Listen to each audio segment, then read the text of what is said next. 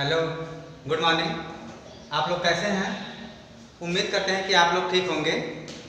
मैं रमेश गुप्ता, जो कि आप लोगों के बीच में ऑनलाइन क्लास पढ़ाने के लिए आया हूं।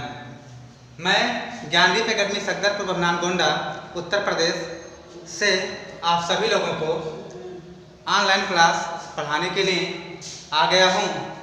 और आज का जो विषय है क्लास 9th का, हम लोग पहला चैप्टर स्टार्ट करेंगे। पहला चैप्टर का नाम है संख्या पद्धति।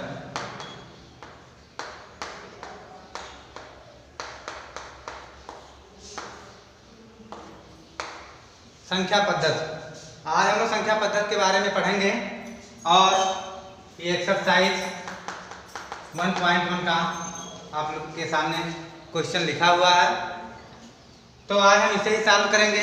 लेकिन इसको सॉल्व करने से पहले हम लोग थोड़ा सा नंबर सिस्टम के बारे में जान लेते हैं। पहला चैप्टर है आपका exercise 1.1 number system. Number system के बारे में हम थोड़ा सा जान लेते हैं। इसमें आपको परिमेय संख्या, पूर्ण संख्या, प्राकृतिक संख्या, इसके बारे में जानना चाहिए, जो कि इसके पहले वाले वीडियो में हम आपको बता चुके हैं। परिमेय संख्या किसे कहते हैं? ऐसी संख्याएं जिन्हें p/q के रूप में लिखा जा सके और q 0 के बराबर ना हो, परिमेय संख्या कहलाती है। पूर्ण संख्या क्या होती है? पूर्ण संख्या वह संख्याएं होती हैं जो 0 से स्टार्ट होती हैं और 0, 1, 2, 3, 4, 5 इस तरीके से आगे बढ़ती जाती हैं। प्राकृतिक संख्या, गिनती की संख्याएं जितनी भी होती हैं वह सब के सब प्राकृतिक संख्या होती हैं, जैसे 1, 2, 3, 4, 5, 6, 7, 8 ऐसे अनंत तक। तो आज हम थोड़ा सा इसके बारे में बात कर लेते हैं। पहला क्वेश्चन आइए देखते हैं। अगर आपको कोई भी बात समझ में नहीं आती है तो आप जो है कमेंट करके हमसे पूछ सकते हैं। पहले क्वेश्चन की बात करते हैं। लिखा है क्या शून्य एक परिमेय संख्या है? तो सबसे पहली बात, परिमेय संख्या के बारे में हम तब तक नहीं बता पाएंगे जब तक उसके बारे में हम बढ़िया से जानते नहीं हैं। तो सबसे पहले परिमेय संख्या जान लेते हैं क्या होता है। ऐसी संख्या जिन्हें p/q के रूप में लिखा जा सके। तो शून्य एक परिमेय संख्या है, बिल्कुल है, क्योंकि शून्य को इसको हम सॉल्व कर रहे हैं। शून्य को हम 0/1 भी तो लिख सकते हैं, जो कि p/q के रूप में है, और q जो है 0 के बराबर नहीं है।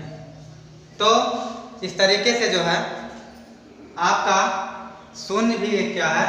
शून्य आपका क्या है? परिमेय संख्या है। शून्य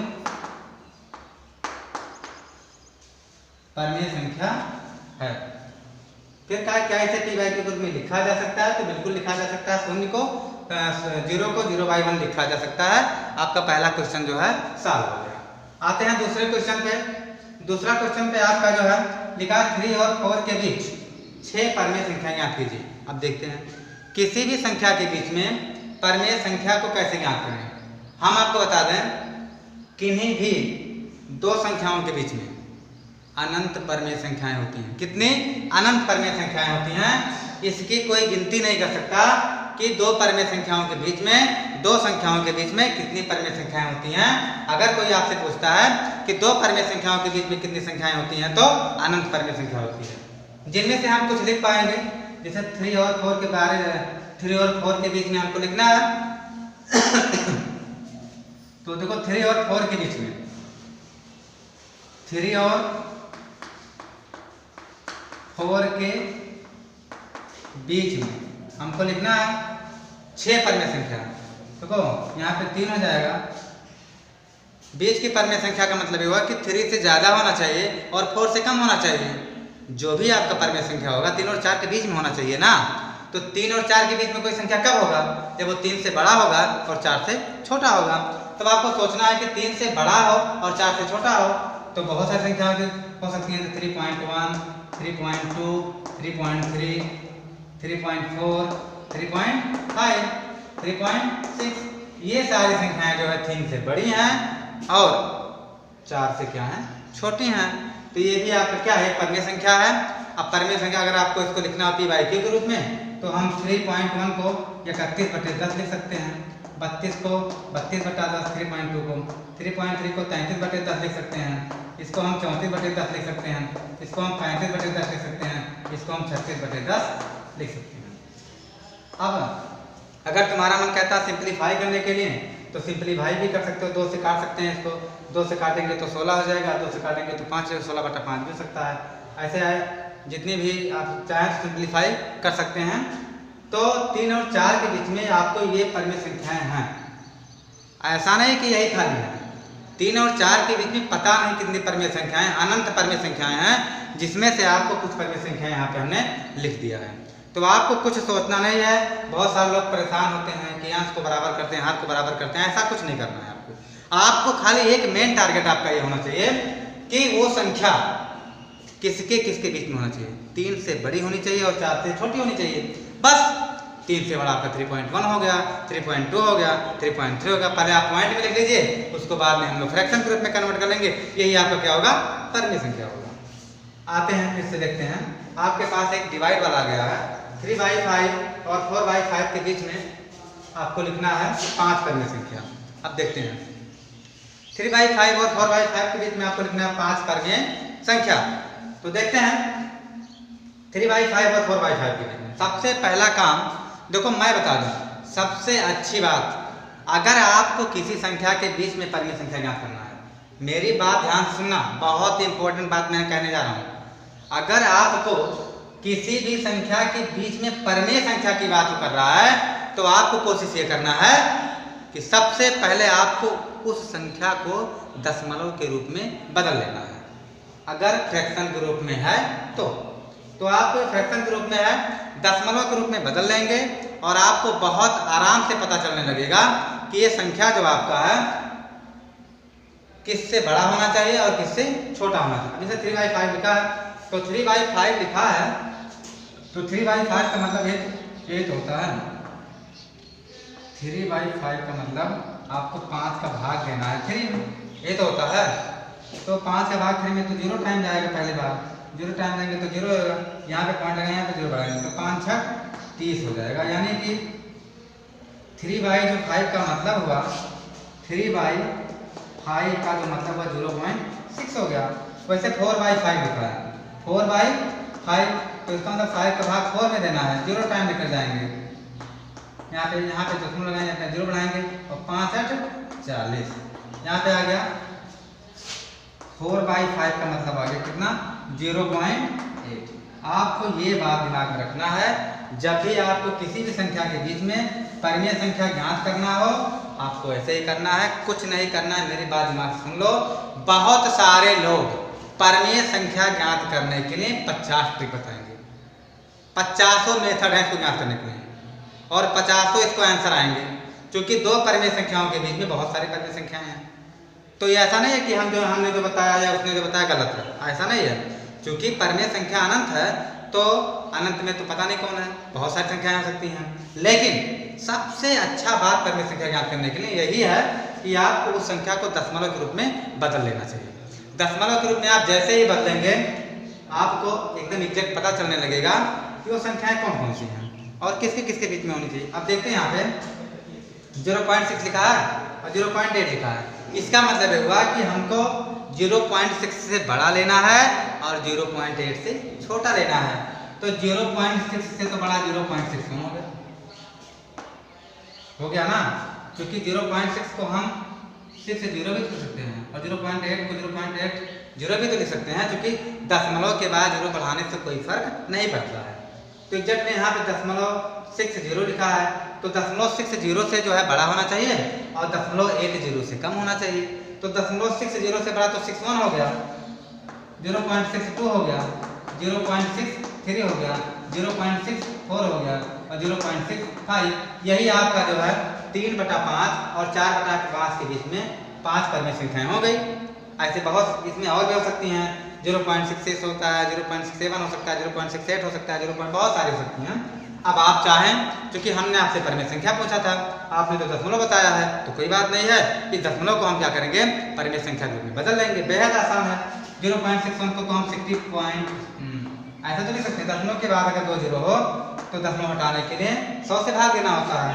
यहाँ पे 2 0 है, आप यहाँ भी 100 से भाग देंगे, यहाँ पे ऐसा करेंगे, दशमलव हटाने के लिए 100 से भाग दे देंगे। यहाँ पे हम ऐसे भी कर सकते हैं और यहाँ पे भी हम ऐसे कैसे। क्लियर? अब आप चाहें तो सिंपलीफाई कर सकते हैं, जैसे 5 से कर सकता है, 5 से काटेंगे तो 13 हो जाएगा, 5 से काटेंगे तो 20 हो जाएगा। इसको 13/20 भी लिख सकते हैं, इसको भी काट सकते हैं, 4 से काटेंगे तो 16 हो जाएगा, 4 से काटेंगे तो 20 हो जाएगा। ऐसे इसको काटेंगे तो उसको हो जाएगा 31, इसको काटेंगे तो 50 हो जाएगा।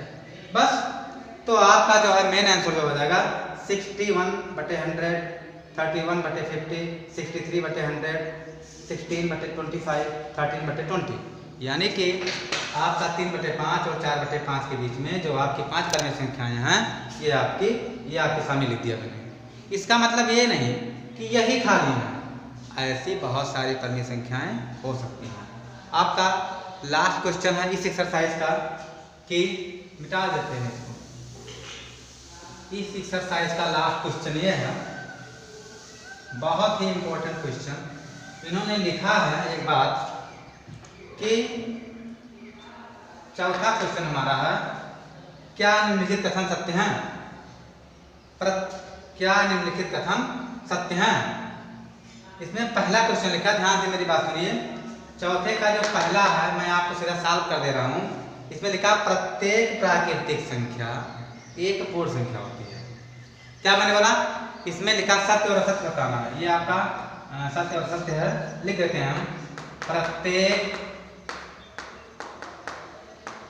प्रत्येक प्राकृतिक संख्या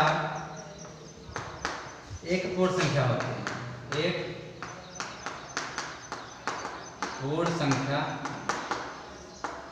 होती है। या आपको बताना सही है कि गलत है, ट्रू फॉल्स बताना। अब ध्यान दीजिए, मेरी बात ध्यान सुनिएगा। प्रत्येक प्राकृतिक संख्या एक पूर्ण संख्या होती है। अब ध्यान सुनो, प्रत्येक प्राकृतिक संख्या, तो प्राकृतिक संख्या हम लोग जानते हैं कि होती है 1, 2, 3, 4 ऐसे ऐसे एंड समान। तो क्या ये पूर्ण संख्या नहीं है? बिल्कुल है। इसलिए हाँ, ये क्या हो जाएगा? हाँ, ये आपका सही बात। दूसरा बात यह है कि प्रत्येक पूर्णांक संख्या, बहुत इंपॉर्टेंट लाइन, प्रत्येक पूर्णांक संख्या एक पूर्ण संख्या होती है। एक पूर्ण संख्या होती है। ध्यान दें, थोड़ा सा जांच करना है इसको। प्रत्येक पूर्णांक संख्या एक पूर्ण संख्या। देखो, पूर्णांक की जब भी बात होगी तो इसमें पूर्णांक में आपका धन पूर्णांक भी आएगा, धन पूर्णांक भी आएगा और ऋण पूर्णांक भी आएगा। ध्यान देंगे थोड़ा सा। इसमें आपको ध्यान ये देना है कि अक्सर लोग ट्रू फॉल्स के क्वेश्चन होते हैं, फिल इन द ब्लैंक्स होते हैं, ऑब्जेक्टिव होते हैं, इन सब के क्वेश्चन पे ज़्यादा ध्यान नहीं देते। लेकिन वास्तविकता तो यह है कि आपका जो भी क्वेश्चन बनता है कंपटीशन में, इन्हीं क्वेश्चनों से बनता है। बहुत ही इंपॉर्टेंट है, बात तो बहुत छोटी है कि प्रत्येक पूर्णांक संख्या एक पूर्ण संख्या होती है। तो सबसे पहले पूर्ण संख्या हम लोग जानते हैं कि प्राकृतिक संख्याओं में अगर शून्य को शामिल कर लिया जाए, अगर यहीं पर हम शून्य बढ़ा दें तो ये पूर्ण संख्या हो जाएगी। यानी पूर्ण संख्या का मतलब हुआ 0, 1, 2, 3, 4, 5, 6, 7, 8 ऐसे बनते हैं। तो जब भी पूर्णांक की बात होगी, पूर्णांक में आपके दो पूर्णांक आ जाएंगे, धन पूर्णांक और ऋण पूर्णांक। तो धन पूर्णांक में आपको पॉजिटिव वाले आ जाएंगे और ऋण पूर्णांक में आपके नेगेटिव वाले आ जाएंगे। लेकिन जो हमारा पूर्ण संख्या होता है, पूर्ण संख्या में तो ये वाला होता है लेकिन ये वाला नहीं होता। इसलिए जो बातें लिखी हैं वो सही नहीं है, यानी असत्य होता है। ये आपका क्या है? गलत है। ये आपका क्या है? सही। बात समझा कि नहीं यार? तीसरी, यानी कि प्रत्येक प्राकृतिक संख्या एक पूर्ण संख्या होती है, सही है। प्रत्येक पूर्णांक संख्या एक पूर्ण संख्या होता है, गलत है। तीसरी बात आते हैं, प्रत्येक परिमेय संख्या, प्रत्येक परिमेय संख्या एक पूर्ण संख्या होती है। एक पूर्ण संख्या होती है, हमको ये जांच करना है। ध्यान रखिए, प्रत्येक परिमेय संख्या, जैसे परिमेय संख्या आपका 3/5 भी हो गया, तो कह रहा है पूर्ण संख्या होती है। पूर्ण संख्या का मतलब एक एग्जैक्ट नंबर, जैसे 0, 1, 2, 3, 4, 5, 6, 7 ये सारी पूर्ण संख्या है। तो 3/5 ये कहाँ पूर्ण संख्या? 5 के 3 में डिवाइड हो सकता है? सही से नहीं हो सकता, पॉइंट पे ले जाना पड़ेगा। तो इसका मतलब ये बात क्या है? गलत है पूरी तरीके से। बस आज आपका एक्सरसाइज 1.1 कंप्लीट हो गया। अब हम इसके अगले वीडियो में न्यू एक्सरसाइज पढ़ाएंगे। आपको जहाँ भी समझ में नहीं आता है, आप जो है कमेंट करके हमसे पूछ सकते हैं। आपको करना क्या है, मेरे चैनल को सब्सक्राइब कर लेना है और सब्सक्राइब जैसे ही करेंगे आपको तुरंत एक बेल आइकन मिलेगा, उसी बेल आइकन पर क्लिक करके ऑल नोटिफिकेशन पे क्लिक कर देंगे। इससे ये होगा कि मैं जितनी भी वीडियो अपने चैनल पे डालूंगा इसकी नोटिफिकेशन आपको सबसे पहले मिल जाएगी और आप मेरी वीडियो को सबसे पहले देख पाएंगे। और आपको जो भी प्रॉब्लम हो आप कमेंट करके पूछ सकते हैं। इस वीडियो में फ़िलहाल इतना ही। Thank you for watching. Bye bye.